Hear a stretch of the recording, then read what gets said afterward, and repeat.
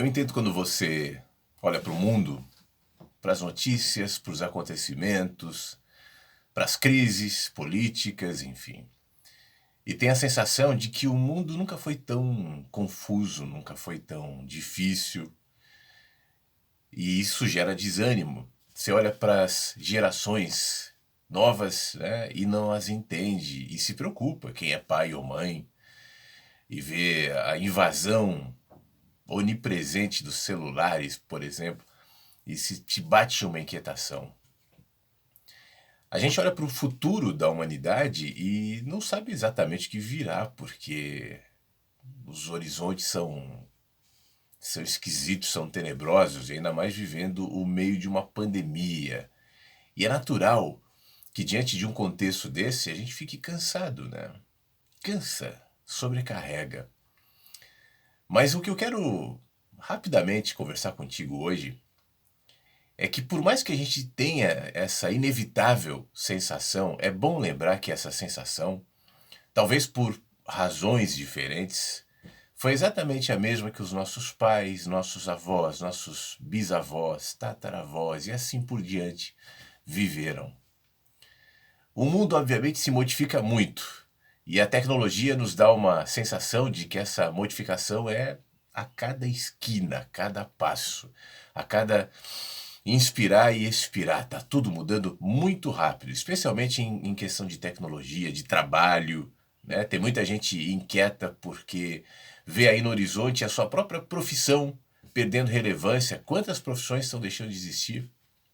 Mas quantas profissões também já deixaram de existir?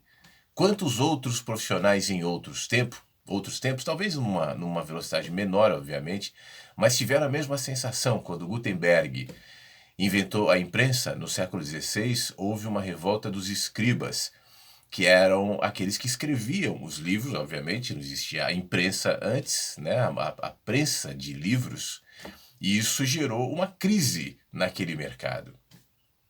Quando a produção industrial começou, os homens e mulheres que vieram do campo também deixaram parte daquele trabalho rural perdidos, afinal de contas, muita gente estava migrando para a cidade e modificando ali a perspectiva de onde havia ou não o trabalho.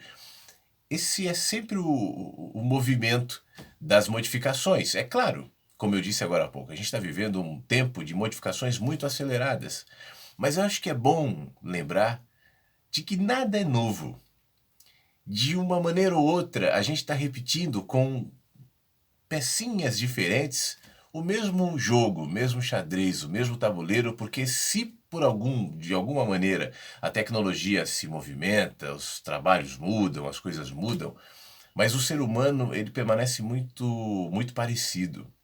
Não importa se é o ser humano moderno do ano agora, finzinho de 2020, se é o de 10 anos, de 20, de 50, de 200 anos.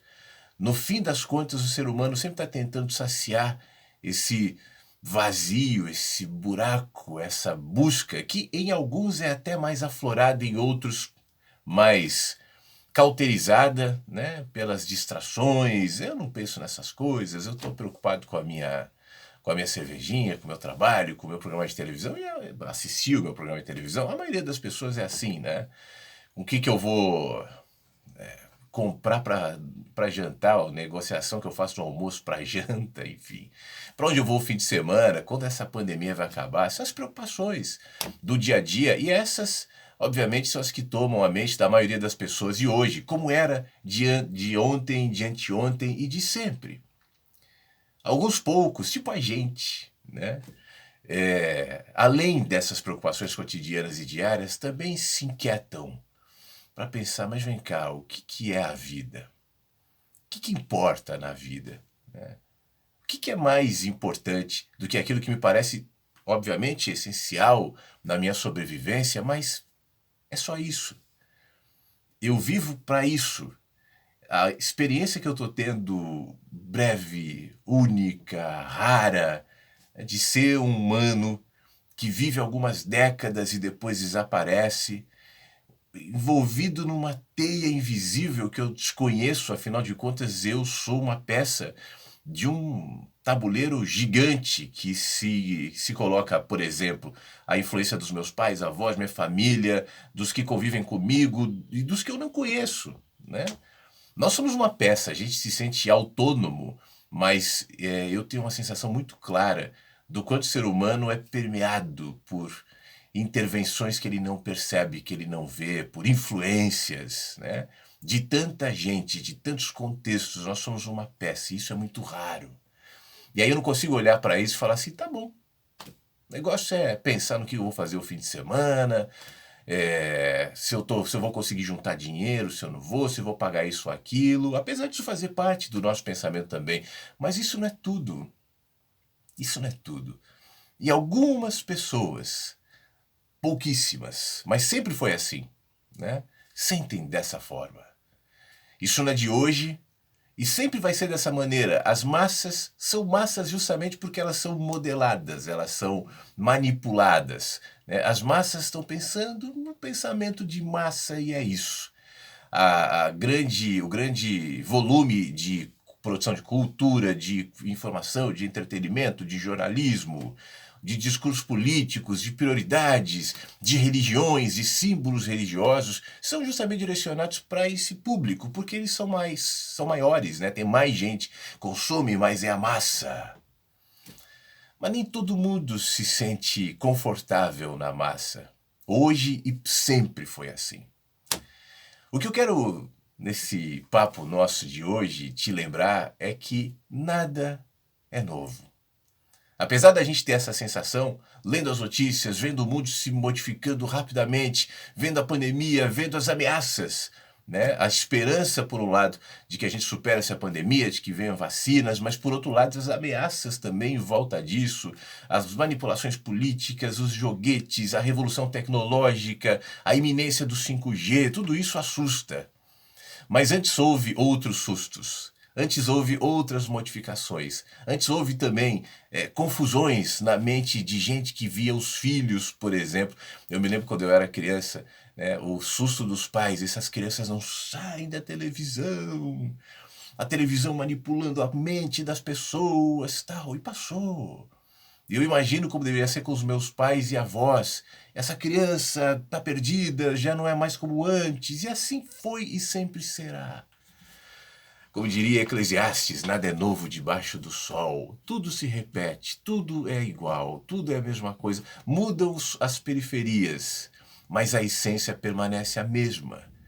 Do mundo inteiro, inclusive a nossa. Nós queremos ainda saciar não só a nossa transcendência, mas nós queremos acolher a nossa humanidade. A gente está buscando isso de um jeito ou de outro.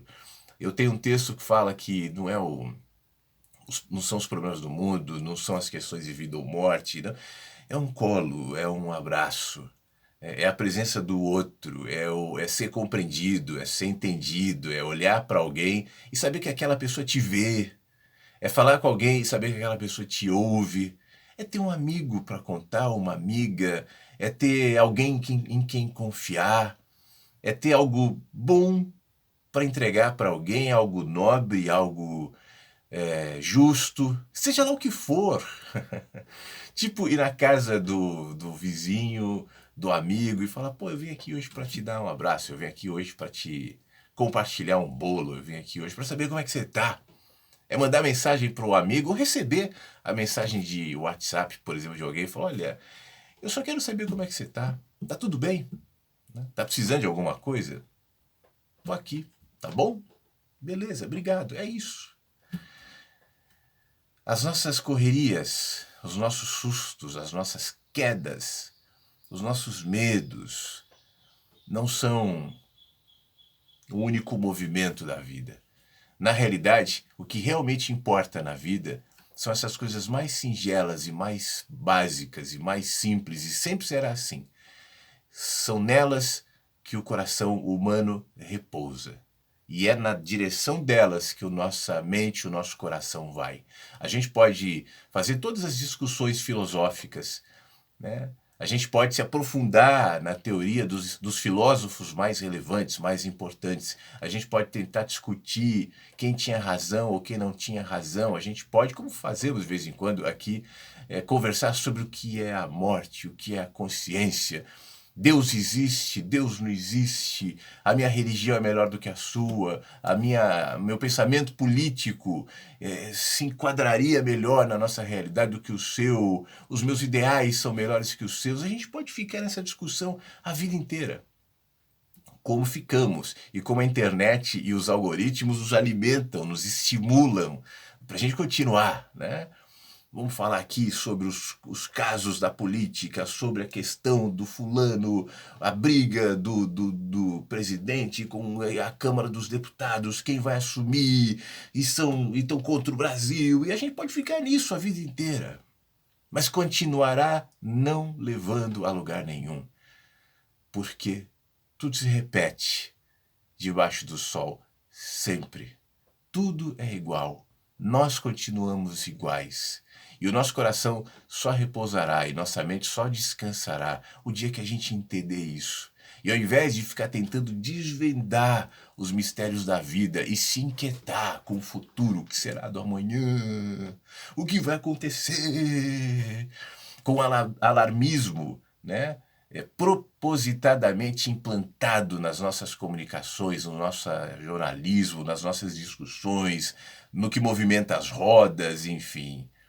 Ao invés de a gente se inquietar com isso, é a gente retomar o caminho da simplicidade, buscando no cotidiano, no dia a dia, as experiências que realmente fazem sentido e que nos alimentam. Isso não é uma descoberta minha, isso não é uma novidade. Afinal de contas, sempre foi assim. Fique bem.